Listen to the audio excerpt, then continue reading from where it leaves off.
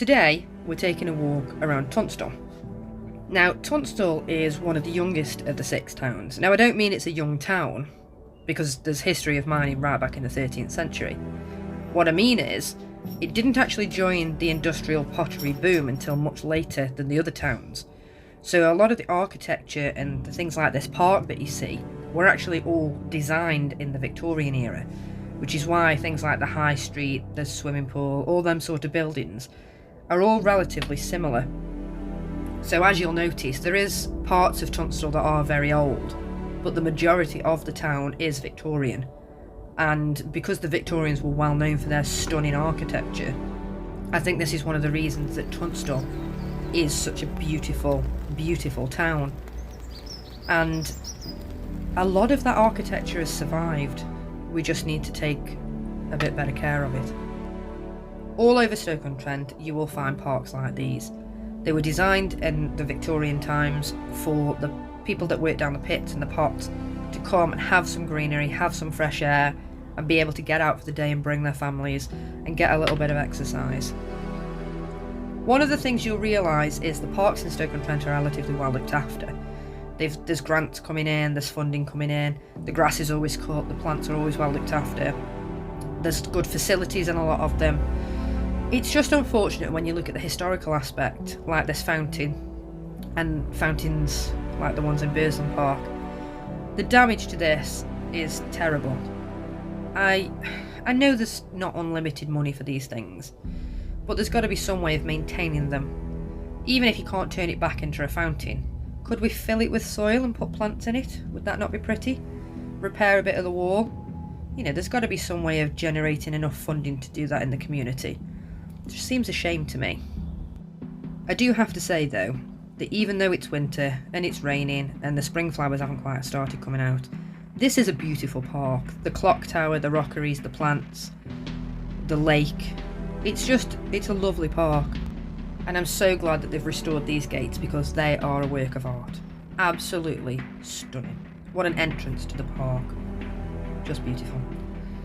This is the station house, and next to it is, underneath the road would have been Tunstall Station on the Loop line. So do subscribe if you want to know more about this, because I'm going to be doing a whole series of videos on the Loop line as we go through the year.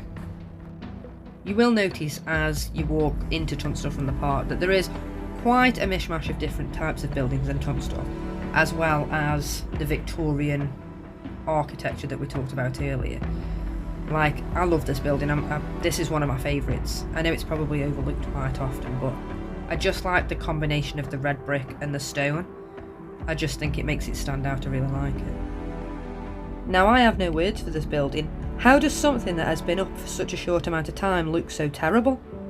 Why don't they clean it? I don't understand why they designed it that way. It's absolutely horrific. And I wish they'd clean the road signs as well, because I do think that adds to the dirty sort of unkempt aura that that building gives off. Now, across the road from this is this beautiful War Memorial Park, and then just slightly further down is probably one of the most famous buildings in Tunstall, and this is the Free Library, which has also got the baths at the back. It was a science and art building, and they are now converting this, hopefully, into like a gym, a cafe, apartments, and I really hope it works. I really do. It's stupid to me to have a swimming pool, a fully designed swimming pool, and not use it. And I really hope that they save this cast iron sign, because that is such a beautiful sign. It'd be such a shame if it was to not stay where it belongs. Now, there has been a lot of funding into Tunstall over the years for the shopping facilities, so Asda, you know, Matalan, and all the other shops that are over there now. But it seems like none of that funding has made it as far as the high street. So we've got many derelict buildings, empty shops, that could be utilised, even if they were just turned into houses and apartments above, and, you know, independent businesses below. Now, this is one of my favourite buildings in Tunstall. I have to say, it's absolutely beautiful. I wish they hadn't wrecked the bottom, and I wish they hadn't tried to modernise it. But, you know, things can be repaired, so hopefully in the future. But just look at the architecture here. The detail and the quality of the workmanship is just incredible. Unfortunately, this building has seen better days. And I can't understand why, again, this hasn't been turned maybe into apartments. You could put luxury apartments in there, just look at it. I don't understand who's making money from this building. There's no business in there. The owner of the building isn't making any money. The council can't be making any money because there's no one in it paying rates. So it's just sitting there again with trees growing out of it. Such a waste for such a beautiful building. Now luckily the town hall has been restored. The restoration was finished last year, and a bit later in the video we do go inside the town hall so you can have a look. But this is part of, you know, earlier in the video I'd explained that it was all designed in the Victorian times. Well, it was actually a local architect called Absalom Reed Wood who designed the town hall. He designed the square, and he also designed the free library, the baths, and many other buildings in Tunstall, which is why they all look quite similar and why everything is so well put together. You know, the continuity of the high street and the square, and before the roundabout was put in up the top, it used to go straight up to the church. Unfortunately, it doesn't quite do that anymore, but you can still see the old line of the street. And this clock tower was designed to be the centre of the market square.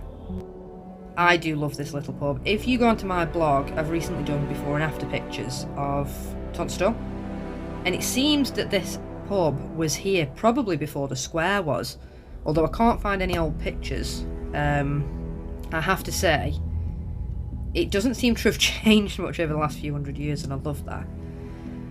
Now, I can't understand, like this pub, I understand that pubs aren't doing very well, I get that. But I can't see the sense in leaving buildings empty. Who is benefiting? If a building is empty, the owner of the building cannot be making any money from it. The council cannot be making any money from it. The energy companies cannot be making any money from it. So why are they empty, and why don't they do something about it? Why don't they use them in some way? I can't understand it. Looking up around Tunstall, you see that there are some quite quirky buildings as well. This one's a bit of a strange shape, and I quite like it. So back at the bottom of the square now, we've gone into the town hall. Now, this town hall was restored. It was finished last year, and what a fabulous job they've done of it as well. The town hall was built and designed to be the centre of Tunstall. So it was the council offices, it was an events room, it had a dance hall, the market was in here, there was actual business offices. And what they've done now is they've kept the council offices in here, they've completely restored it, the market is still downstairs, and the ballroom slash events room that was upstairs, they've turned into a library. And it does make sense to put the library in here because we don't need libraries as big as we used to. And unfortunately, we don't really use ballrooms anymore. So in this way, you get the best of both worlds. The room still gets used and we still get a library. And they've done, again, a fantastic job here. Tunstall was famous for its tiles. In fact, this is what the industry in Tunstall was based on. And when you look at these tiles, you can see why. In fact, if you look on the old photos of the town hall, you see just how dirty, dingy and broken these tiles were. So they've done a brilliant job of restoring them. And I absolutely love that they've left this coat and hat rack in. I think it's just a beautiful touch. And obviously, downstairs, at the back, the beautiful, beautiful Victorian market, which is truly stunning. Unfortunately, this is where it all starts going downhill when you get to the top of the high street. These buildings up here are in a shocking state of disrepair. Now I'm sorry, but how is that business underneath open when the building above is in such a state? You can't tell me that this is structurally sound when there's no windows, it's full of pigeons, and all the water must just be going down through the floors. I don't understand how it's safe, and I don't understand how anyone would pay rent for a building that could fall on top of them at any moment. Another beautiful Art Deco building. We've got a lot surviving in Stoke-on-Trent, so we will be doing a video and an article on the surviving Art Deco buildings. Tower Bingo, the old Ritz Cinema. another building in a poor state of repair. And, what can you say? Funnily enough though, it only seems to be the top end of the high street, because if you look the other way, as you turn left out of the high street, the businesses along here seem to be doing quite well. And as you head out towards the church, you'll find that there's loads of businesses up that road. It just seems to be the high street. Walking along what used to be the high street up towards the church, you'll pass the Wheat Sheaf, which is actually the oldest pub in Tunstall. And it's a beautiful little pub, so if you pass in, do stop in and have a pint and support them, because if we lose this pub, we've lost the oldest pub in Tunstall.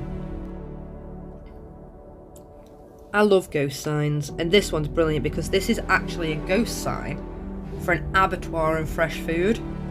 Now I love this. I haven't actually researched the building yet, but I will do, so if there's anything really interesting I'll let you know. And it's just so lovely to see these little remnants of the past, this old factory entrance. It's just brilliant that it's all still there. And people are improving their businesses and the buildings. There's a nice mixture of old and new at the top end of Tunstall. And the church, it's a beautiful church. And if you go on my blog, I did a before and after picture, this used to actually have a really big spire that you would have been able to see for miles around Stoke-on-Trent. But unfortunately it had to be taken down in the 70s because it was unsafe. And it is a shame, because can you imagine that with the spire on the top? It must have been a formidable sight as you were coming up the high street. Interesting side note, if you've ever wondered why the fence is cut off buildings like this, it's because it was used in World War II to make ammunition, tanks, things like that. Here's another great example of a ghost sign. There seems to be quite a few around Tunstall. This one's North Staff's Motors. Now this has baffled me, so if anybody knows anything about this, please do let me know. Why is there a gravestone in the middle of the car park? Now I understand that this was probably all graves at one point, but why is this one just here in the middle of the car park? Why didn't they build the car park up to it, or why is it in the middle of the car park? I don't understand. It doesn't make any sense. It's absolutely baffled me. I need to do more research into it, but if anybody knows, please let me know. There seems to be a good mixture coming in Tunstall. You've got old, you've got new. You've got all the new shopping facilities. You've got all of the old businesses and old buildings that are together. It's just the high street seems to be struggling, and I'm not sure what can be done about it. As I was walking back down to the park, I spotted this mural in the memorial garden, and I just had to do a video of it to show you guys if you haven't actually seen it. It's brilliant. Unfortunately it's quite damaged now, but it just made me laugh. The cars on Asda car park, the Matalan, I just thought it was really good. We are so lucky to still have all of these buildings in Tunstall. We just need someone to start taking care of them.